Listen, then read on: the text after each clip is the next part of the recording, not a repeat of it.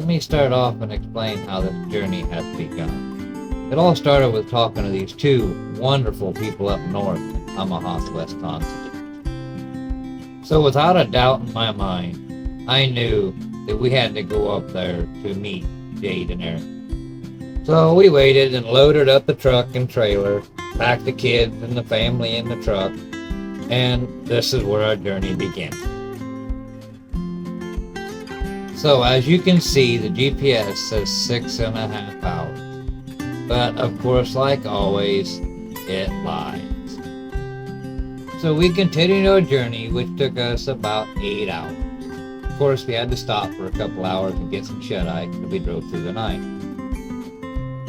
Along our journey, my daughter just happened to see an image in the cloud that she just happened to have to take a picture of. She thinks it looks like an angel in the clouds. So we just kind of took that as a sign just to keep moving on. It's going to be a good weekend.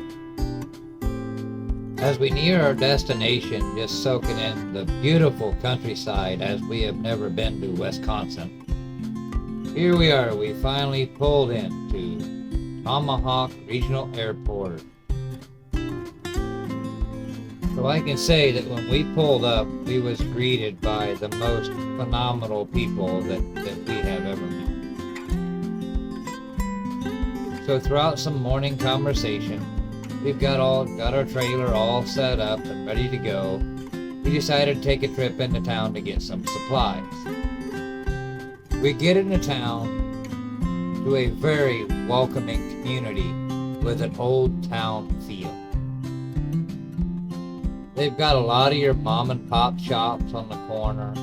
They've got bake shops, even greeted with your side-by-sides and ATVs running around.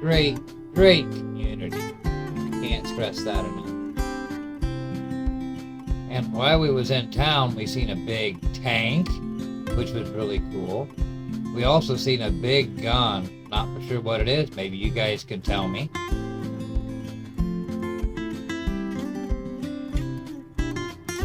We had to stop at the Tomahawk Family Diner to eat breakfast that morning. And I tell you what, it was some of the best food that we've had in a long time. Well worth the stop.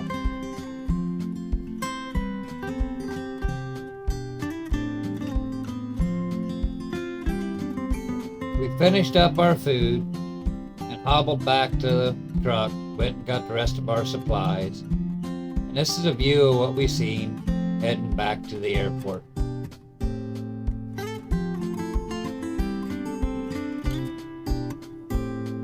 When we made it back to the airfield, we all just kind of sat around and talked and had a lot of laughs.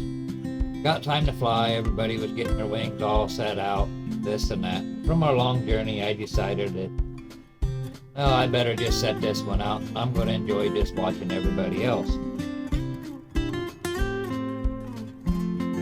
But little did I know that I was going to witness a solo flight for the evening when I was up there.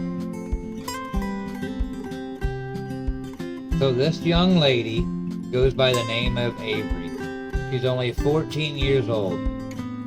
And now she has taken to the skies to share with the rest of us. I know we all can imagine what she's feeling. All of us that has taken our solo flights. She made it look so easy.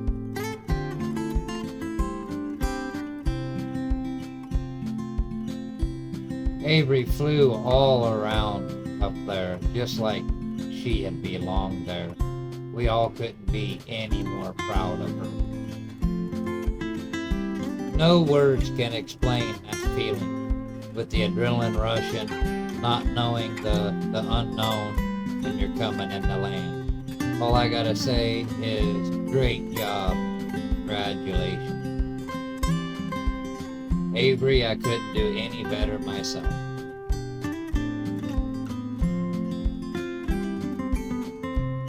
So when the evening come to a close, the family and I all went back and crashed out for the night.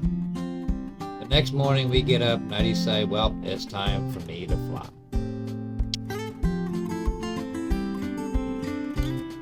There was zero wind that morning, so even it gets the best of us.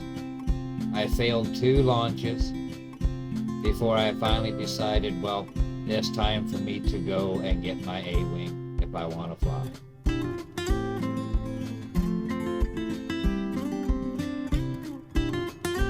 I step back, make sure I get a good run to hit it hard so I can leave the ground and I can have my feet off the ground the first time at Tomahawk, Wisconsin at the Northern Lights flying.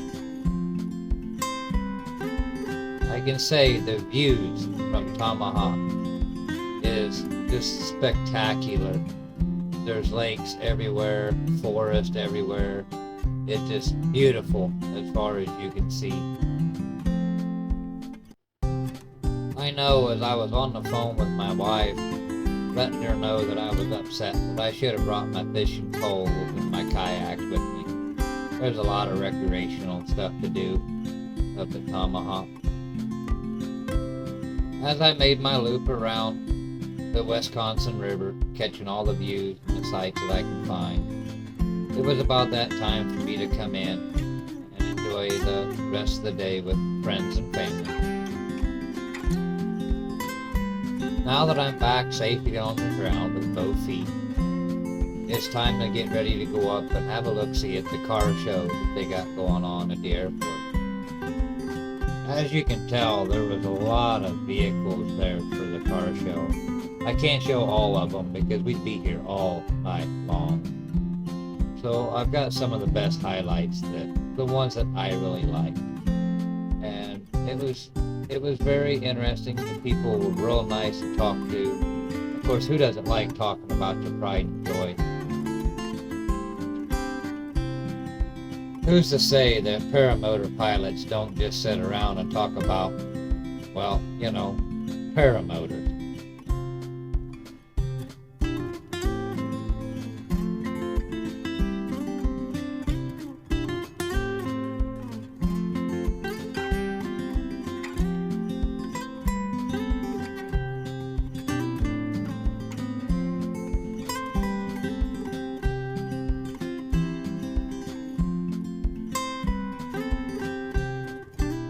But after the car show was over, we also had a pilot's dinner where they had a cook-off with pork butts that everybody smoked. So it was a pretty darn good meal that we all got to eat that night. And I couldn't tell you, I couldn't pick a winner. All of them was great.